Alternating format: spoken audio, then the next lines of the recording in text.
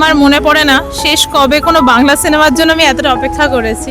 অর্ধাঙ্গিনী দেখার পরে আমার খুব খারাপ লেগেছিল যে শেষ অবধি যাই হোক মানে হয়তো একজন জানতে পারলো যে তাকে ঠকানো হয়েছে, কিন্তু মানে যে ঠকালো তার কোনো শাস্তি হলো না। আর এটা আমার টুইস্টেড মাইন্ড যে আমি চাই পৃথিবীতে প্রত্যেকটা ঠকিয়ে যাওয়া মানুষ যেন শাস্তি পায়।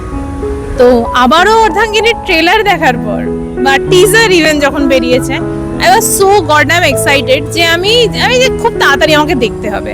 ইভেন সৌরভও আমাকে অনেকবার পেছনে লেগে বলেছে যে এমন কি নাচছিস তুই, ঠিক আছে এটা বাবার বয়সী লোকের তুই ক্ষতি দেখতে চাস। তো যাই হোক, হ্যাঁ এটা আমার টুইস্টেড মাইন্ড যে আমি দেখতে চাই যে প্রত্যেকটা চিটার পানিশ হয়। তো আবারও অর্ধাঙ্গিনী দেখে বেরোলাম, স্পয়লার দেব না, বাট প্রত্যেকটা বাংলা সিনেমাকে ভালোবাসা মানুষকে বলবো এই সিনেমাটা একটা মাস্ট ওয়াচ।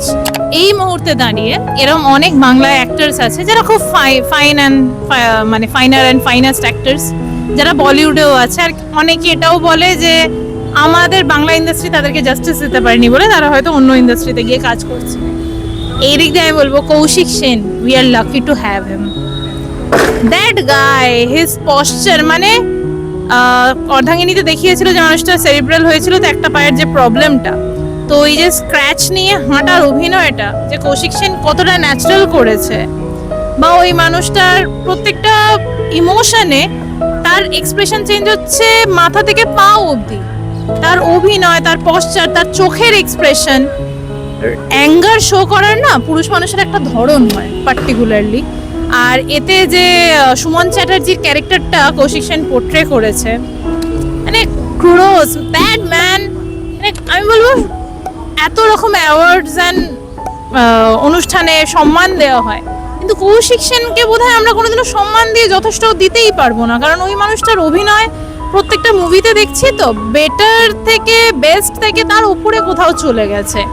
কমার্শিয়াল মুভি না করে একটা মানুষ এতদিন ইন্ডাস্ট্রিতে টিকে থেকেছে মেবি এইসব স্ক্রিপ্ট করার জন্য। So we are lucky to have him in our generation. আর কৌশিক গাঙ্গুলি আর চূর্ণী গাঙ্গুলিকে নিয়ে যদি কিছু বলতে হয় কি বলবি? কৌশিক গাঙ্গুলি ওই যে মাস্টার মশাই খুব কড়া, ওই জন্য ছাত্রীর ঠিক মুখস্থ হয় পড়া। তো যত মুভিতে পুরো অ্যাক্টিং প্লট আর যা সাজিয়েছেন সেটা তো অবভিয়াসলি কৌশিক গাঙ্গুলি সাজিয়েছেন।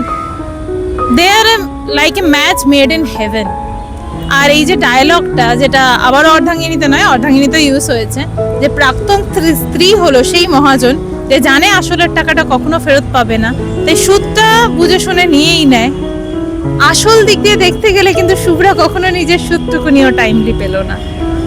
শুভ্রা করে গেল, নিজের সেলফ রেসপেক্ট রেখে অন্যদের জন্য করে যাওয়া, দ্যাটস এ ক্যারেক্টার। আর এই ফেমিনিন ক্যারেক্টারটাকে দেখে সব মেয়ের আইডলাইজ করা উচিত, ফ্রম আর্ট থেকে আসে। জয়া এহসান, চূর্ণী গাঙ্গুলি, অম্বরীশ, প্রত্যেকের অভিনয় এতটা সুন্দর। কেউ যদি অর্ধাঙ্গিনী দেখে থাকে তাহলে অর্ধাঙ্গিনীর শেষে যে সিনটা ছিল যেখানে দুটো ফিমেল আলফা একে অপরের সাথে লড়ছে, কাইন্ড অফ, চূর্ণী গাঙ্গুলি আর জয়া এহসান একে অপরের সাথে স্ক্রিন শেয়ার করেছেন। ওই সিনে ওইখানে কিচ্ছু নেই, না ওভার ড্রামা, না মিউজিক, জাস্ট সংলাপ আর একে অপরের দিকে চাহনি আর এক্সপ্রেশন। আর সেটা আমাদেরকে যেভাবে মানে মাইন্ডটাকে মুভ করেছিল, আজও অর্ধাঙ্গিনী দেখলে আমি বলবো mind, it will blast your mind. মানে ট্রুলি সিগনিফিকেন্টলি অভিনয়, প্লট অসম্ভব সুন্দরভাবে সাজিয়ে, খুব সিম্পলিসিটির থ্রু, এত বাজেটও হয়তো খরচা হয়নি মুভিটার জন্য, কিন্তু শুধু অ্যাক্টিংকে বেসিস করে এমন একটা মুভি ডেলিভার করা হয়েছে যেটা যে কোনো অডিয়েন্সের ভালো লাগবে। আর এখনকার দিনে যেখানে সম্পর্ক খুব ফিকল, ভীষণ ফ্র্যাজাইল, সেখানে প্রত্যেকটা সম্পর্কের ভ্যালু কিভাবে তুলে ধরা হয়েছে। আর একটা মেয়ের সেলফ রেসপেক্টের থেকে বড় যে কিচ্ছু হয় না, মেয়ে নয় ইভেন সবাই, জেন্ডারলেসলি বলছি, সেলফ রেসপেক্টের বড় তো কিছু হয় না। তো এই সমস্ত কিছু নিয়ে আজও অর্ধাঙ্গিনী অবশ্যই দেখুন সবাই, এটাই রিকোয়েস্ট। তাহলে এতদিন পর আমি এতবার বললাম আবারও অর্ধাঙ্গিনী, খুব এক্সাইটেড ছিলাম, নাচছিলাম, তুই এত ভ্যাঙালি দিয়ে দেখলি আজকে ফাইনালি, এখন তুই কি বলতে চাস? Just speechless. একটা কথাই বলবো যে অসাধারণ বললেও কম হবে। জাস্ট সিনেমাটা কালকে রিলিজ করেছে, সেকেন্ড ডে ফার্স্ট শো দেখতে এলাম। নন্দনে অ্যাকচুয়ালি একটাই শো হয়, সেটা দেখলাম।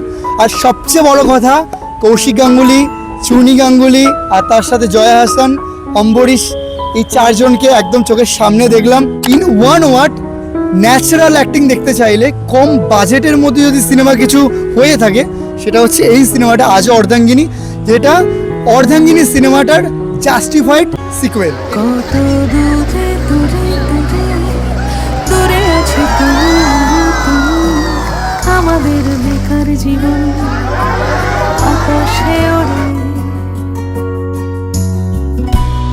আমি বলেছিলাম